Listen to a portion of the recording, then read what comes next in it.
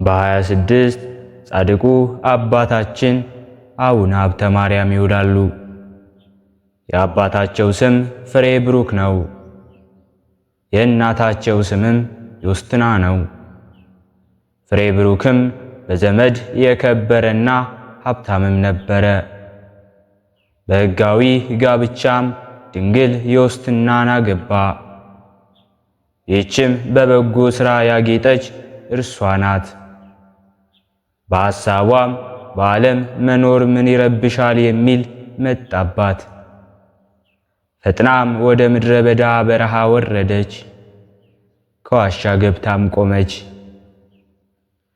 ስለ ስሜም ቤትን ወይም ወንድሞችን ወይም እህቶችን ወይም አባትን ወይም እናትን የተወ ወይም ሚስትን ወይም ልጆችን ወይም ርስትን እንዲሁ የተወ 200 እጥፍ ዋጋ ያገኛል ያለውን የወንጌል ቃል በማሰብ የማቴዎስ ወንጌል ምዕራፍ 19 ከቁጥር 29። ከዚህ በኋላ አንድ ባህታዊ አያት። እርሱም ምን አመጣሽ? ለኔ እንቅፋት ልትሆኝ መጣሽን? አላት። አሁንም ፈጥነሽ ሂጂ እንደዚህ ብሎ ተቆጣት። ዓለምን ንቄ መጣሁ እንጂ አንተን ላስት አልመጣሁም። አባቴ ይቅርታ አድርግልኝ፣ ወደ ሌላ ቦታ እሄዳለሁ አለችው። በዚያን ጊዜ ከእርሷ የሚሆነውን መንፈስ ቅዱስ ገልጾለት እንዲህ አላት። ዜናው በዓለም የታወቀ ብዙ ነፍሳትን ከሲኦል የሚያወጣ ትወልጃለሽና ወደ ቤትሽ ተመለሽ አላት። ቅድስት ዮስትናም የፈጣሪ ፍቃድ ከሆነ ብላ ወደ ቤቷ ተመለሰች። ከጥቂት ቀንም በኋላ ጸንሳ ደምግባቱ ያማረ ልጅን ወለደች።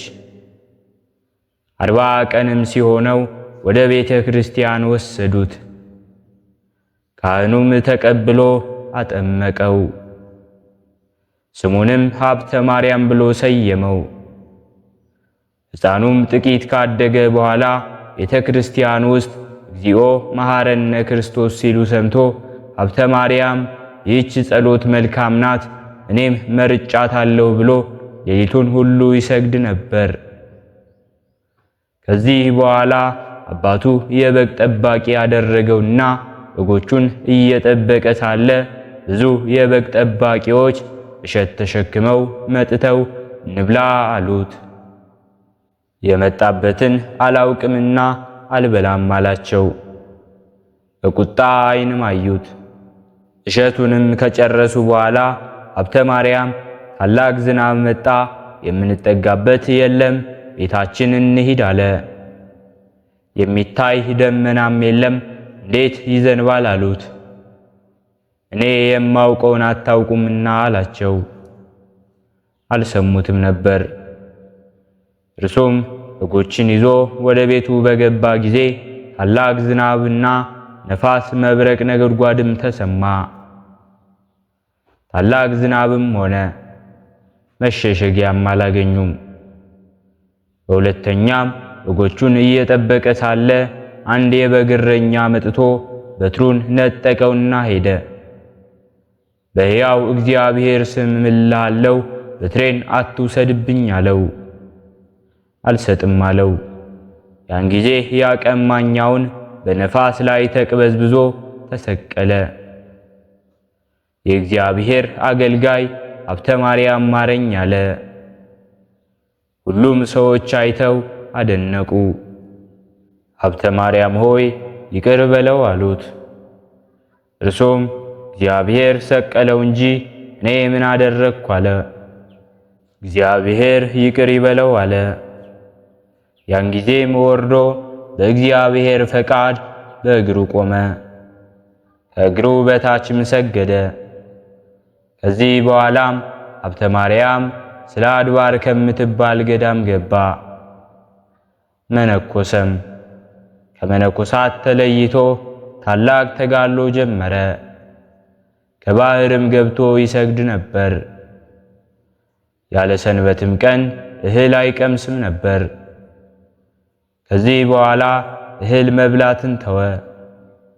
ምግቡም ቅጠል ሆኖ ብዙ ተጋድሎንም በሰራ ጊዜ መድኃኒታችን ኢየሱስ ክርስቶስ ወደ እርሱ መጣና ሚካኤልና ገብርኤል የመላእክትን ማህበር ዙሪያውን ሆነው ያመሰግኑት ነበር። ወዳጄ ሀብተ ማርያም ሰላም ላንተ ይሁን አለው። ከግርማውም የተነሳ ወድቆ እንደ በድን ሆነ። ጌታችንም በእጁ አንስቶ እፍ አለበትና ተጋድሎ በኢየሩሳሌም ሰማያዊት ተጻፈ አለው። የማቴዎስን የማርቆስን ወንጌል በምታነብ ጊዜ ከቅዱሳን ጋር የምትገናኝበት የብርሃን ሰረገላ ሰጠሁ፣ ወደ ኢየሩሳሌም የምትበርበት የእሳት ሰረገላን ሰጠሁ አለው። ሁለተኛ ነገሥት ምዕራፍ 2 ከቁጥር 11። ከብዙ ተጋድሎ በኋላ የሚሞትበት ጊዜ ሲደርስ ለሞቱ ምክንያት ይሆን ዘንድ ትንሽ ቸነፈር ያዘው። ጌታችን ኢየሱስ ክርስቶስም ወደ እርሱ መጥቶ ወዳጄ ሀብተ ማርያም ሰላም ላንተ ይሁን አለውና ከድካም ወደ ዕረፍት ልወስድህ መጣሁ፣ እነሆ 7 አክሊላትን ስለ በጎ ሥራ ሰጠሁ አለው። መታሰቢያህን ካደረጉ በጸሎትህ ከተማጸኑ የምታገባበት በውስጧ 5 የወርቅ አምዶች የተተከሉበት ሰጠሁ ላንተም አለው። ደግሞ የእሳት መስቀልን እንዲሁም የወርቅ ጫማን የብርሃን ልብስን ስውር የሆነ መና ሰጥሃለሁ ብሎ ይህን ቃል ኪዳን ከሰጠው በኋላ መላእክት በየነገዳቸው 99ኙ ሰራዊት ወዳጃችን ሀብተ ማርያም መላእክት በየነገዳቸው 99ኙ ሰራዊት ወዳጃችን ሀብተ ማርያም እያሉ ሰላም ላንተ ይሁን አሉት። ሀብተ ማርያም እግዚአብሔርን አመሰገነ። ጌታችን ኢየሱስ ክርስቶስም በአንድነቱ በሦስትነቱ ተገልጦ ታየውና ከመጥምቁ ዮሐንስ ሀገር ተጠግታ ያለች ከፀሐይ 7 እጅ የምታበራ ሀገርን ሰጠሁ፣ በራሴ ማልኩልህ አለው። በስምህም በጎ ሥራ ለሚሠራ በተለያየ መልኩ ይህን ቃል ኪዳን ሰጠሁ አለውና መድኃኒታችን ኢየሱስ ክርስቶስ 3 ጊዜ ሳመው። በዚያን ጊዜ ከፍቅሩ ብዛት የተነሳ ነፍሱ ከሥጋዋ ተለየች። ጌታችን ኢየሱስ ክርስቶስም ተቀብሎ አቅፎ ሳመው፣ ከእርሱ ጋርም አሳረገው። የአባታችን የአቡነ ሀብተ ማርያም ጸሎቱ፣ በረከቱ፣ አማላጅነቱ ከሁላችን ጋር ይሁን። በሁለተኛነት የምናከብረው በዓላችንም ሐዋርያው ዲዲሞስ ቶማስን ነው። በ26 ቀን ዲዲሞስ የተባለው ሐዋርያ ቶማስ ይውላል። ጌታችን ኢየሱስ ክርስቶስ ሐዋርያትን ሲመርጥ ከተመረጡት አንዱ ቅዱስ ቶማስ ነው። ሄዳችሁም መንግሥተ ሰማያት ቀርባለችና ንስሐ ግቡ እያላችሁ አስተምሯቸው አላቸው። ድውያንን ፈውሱ፣ ሙታንንም አንሱ፣ በጸጋ ለምጻሞችንም አንጹ፣ አጋንንትንም አውጡ፣ ያለ ዋጋ የተሰጣችሁትንም ያለ ዋጋ ስጡ እንዳለ የማቴዎስ ወንጌል ምዕራፍ 10 ከቁጥር 8። ህንደኬ ወደምትባል ሀገር ገብቶ ማስተማር ጀመረ። ወደ ህንደኬም የገባው እንደ ባሪያ ተሽጦ ነው። የሀገሪቱ ንጉሥ ጎንዶፎር፣ መኮንን ከንቲባ ሉኪዮስ ይባላል። በሀገሪቱም ገባና አበኒስ የሚባል የንጉሡ ቢትወደድ አገኘው። ወደ ንጉሥ ጎንዶፈር አቀረበውና አናጺ እንደሆነም ነገረው። ንጉሡም ስለሚሰራው ሥራ ጠየቀው። ቅዱስ ቶማስም እንዲህ ብሎ ለንጉሡ መለሰለት። ቀንበሮቹን፣ ሰረገላዎቹን፣ መርከቦቹን እንዲሁም ግንቦቹን እሰራለሁ አለው። ንጉሡም እጅግ ተደሰተና ቤተ መንግሥቱን እንዲሰራለት ከሚሻው ቦታ ወሰደውና በምን ወር ትሰራልኛለህ አለው። ቶማስም በኅዳር ወር በዚያ ጀምሮ በሚያዝያ ወር ጨርሳለሁ አለው። ንጉሡም አደነቀ። ከዚህ በኋላም ንጉሡ ለማሰሪያ የሚሆነውን ገንዘብ ሰጠውና ቶማስም ተቀብሎ ወደ ቤቱ ሄደ።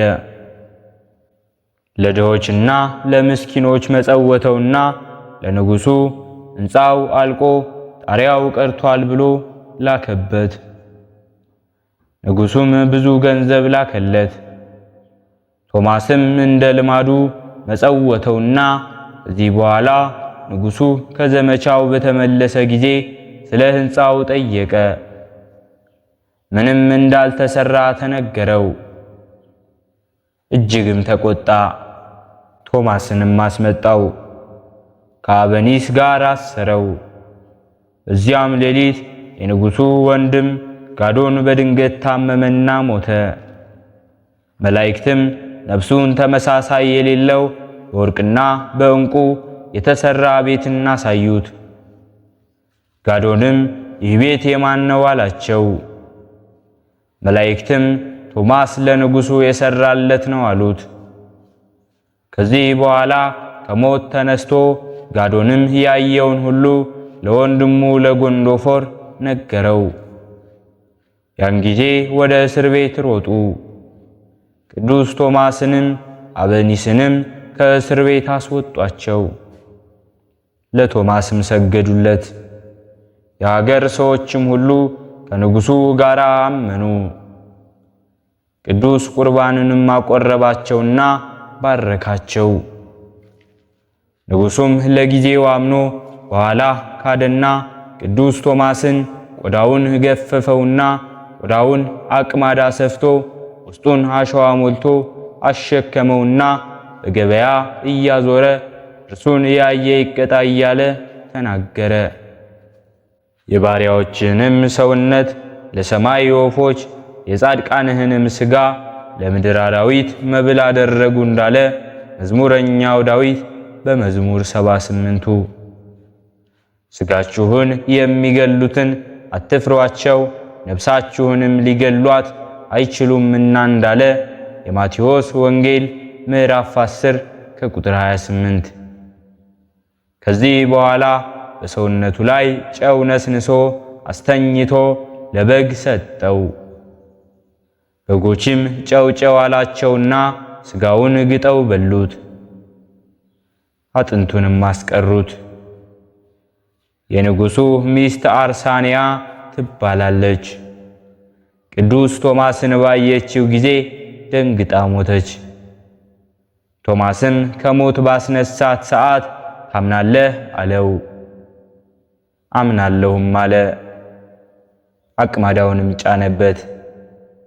ፈጥናም ተነሳች። እንዲሁም እያደረገ ብዙ ሙታኖችን የተቀበሩትንም እንዲሁም ያልተቀበሩትንም አቅማዳውን ሲጭንባቸው ይነሱ ነበር። ድውያኑም ይፈወሱ ነበር። ድውያን እንዲፈወሱ ሙታንንም እንዲያስነሱ ሥልጣንን ሰጣቸው እንዳለ የማርቆስ ወንጌል ምዕራፍ 3 ከቁጥር 15። ከዚህ በኋላ የእረፍት ጊዜው ደረሰና ጌታችን ኢየሱስ ክርስቶስ ከአእላፍት መላእክት ጋር ወደዚያ ወረደና ወዳጄ ቶማስ ሆይ በስምህ ለተራበ እንዲሁ ላበላ፣ ለተጠማም ላጠጣ፣ ለተራቆተ ላለበሰ፣ መጽሐፈ ገድልህን ለጻፈ እንዲሁም ያስነበበ እንዲሁም ላነበበ የሚፈልገውን እሰጠዋለሁ ብሎ የምህረት ቃል ኪዳን ሰጠውና በጦር ወግተው ገለውታል። እረፍቱም ግንቦት 26 ቀን ነው። የአባታችን የሐዋርያው ዲዲሞስ ቶማስ በረከታቸው፣ ረድኤታቸው፣ አማላጅነታቸው ከእኛ ጋር ትሁን። ሕሊናችን በማሰባሰብ አባታችን ሆይ እንበል። አባታችን ሆይ በሰማያት የምትኖር፣ ስምህ ይቀደስ፣ መንግሥትህ ትምጣ፣ ፈቃድህ በሰማይ እንደሆነች እንዲሁም በምድር ላይ ትሁን። የዕለት እንጀራችንን ስጠን ዛሬ፣ በደላችንንም ይቅር በለን እኛም የበደልነውን ይቅር እንደምንል፣ አቤቱ ወደ ፈተናም አታግባን ከክፉ ሁሉ አድነን እንጂ መንግሥት ያንተ ናትና፣ ኃይል፣ ክብር፣ ምስጋና ለዘላለሙ አሜን። እመቤታችን ቅድስት ድንግል ማርያም ሆይ በመልአኩ በቅዱስ ገብርኤል ሰላምታ ሰላም እንልሻለን። በሐሳብሽ ድንግል ነሽ፣ በሥጋሽም ድንግል ነሽ። አሸናፊ እግዚአብሔር እናት ሆይ ሰላምታ ላንቺ ይገባሻል። ከሴቶች ሁሉ ተለይተሽ አንቺ የተባረክሽ ነሽ፣ የማኅፀንሽን ፍሬ የተባረከ ነው። ጸጋን የተመላሽ ቅድስት ሆይ ደስ ይበልሽ፣ ልዑል እግዚአብሔር ካንቺ ጋር ነውና ከተወደደው ልጅሽ ከጌታችን ከመድኃኒታችን ከኢየሱስ ክርስቶስ ዘንድ ይቅርታውንና ምሕረቱን ለምኝልን ኃጢአታችንንም ያሰርይልን ዘንድ ለዘላለሙ አሜን። ስለነበረን ጊዜ ሁሉ የአምላካችን የልዑል እግዚአብሔር ስሙ ዛሬም ዘወትርም የተመሰገነ ይሁን። አነሳስቶ ላስጀመረን አስጀምሮ ላስፈጸመን ለልዑል እግዚአብሔር ምስጋና ይሁን። ውድ የሃይማኖት ሚዲያ ተከታታዮች ከዚህ በላይ እንድንሰራ አገልግሎቱ በሰፊው ይሰጥ ዘንድ በሀገር ውስጥም በሀገር ውጭም ያላችሁ ይህንን መንፈሳዊ ቻናል ላይክ፣ ሰብስክራይብ፣ ሼር በማድረግ ድጋፋችሁን ታሳዩን ዘንድ በትህትና እንጠይቃለን። ያላችሁን ሐሳብ አስተያየት በኮሜንታችን ስር ላይ አስቀምጡልን። ወስብሐት ለእግዚአብሔር ወለወላዲቱ ድንግል ወለመስቀሉ ክቡር። ይቆየን።